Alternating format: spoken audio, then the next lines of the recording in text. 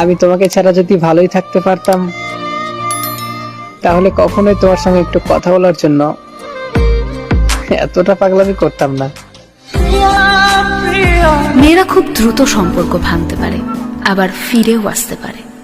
ছেলেরা সম্পর্ক ভাঙার ক্ষেত্রে যথেষ্ট সময় নেয়, কিন্তু একবার যদি ভেঙে ফেলে তাহলে আর কোনোদিনও ফিরে।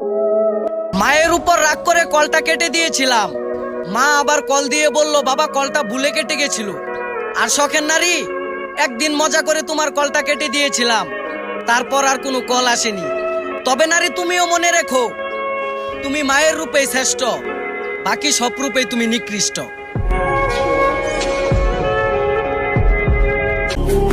সন্দেহ না, চিন্তা হয়, যদি তুমি অন্য কারো হয়ে যাও, এজন্য ভয় হয়।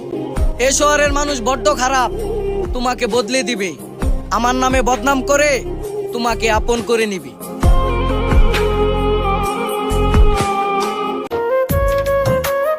এই মুর্শিদ, ভালোবাসা কেন এমন হয়? কাছের মানুষ কষ্ট দিয়ে দূর থেকে মজা লয়। আমায় কইরা গেলি পর তুই বাঁধলি নতুন।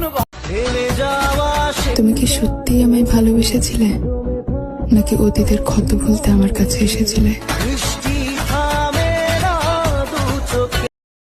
সম্পর্কটা রাখার অনেক ইচ্ছা ছিল আমার। আমার প্রতি তোমার ভালো লাগা কমে গেছে, তাই তুমি রাখোনি।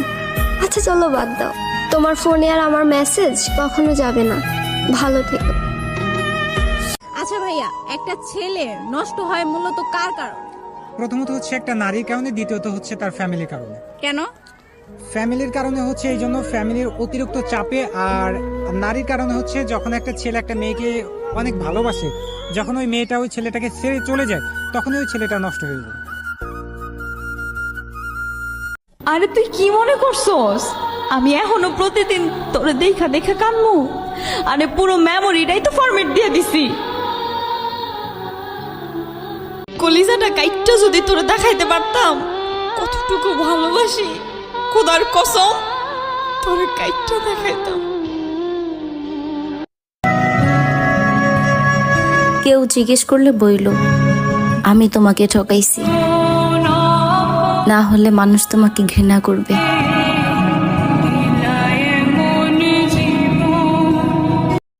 ওই শোন, যদি তুই আমার জানাজায় আসিস একটু তাড়াতাড়ি চলে আসিস, কেমন? কারণ যারা আমার জানাজা পড়বে তারা কিন্তু আমার মতো তোর জন্য অপেক্ষা করবে না। শখের পুরুষ আমারও ছিল, শতবার ভালোবাসি বলা সত্ত্বেও অন্য কারো হয়ে গেল।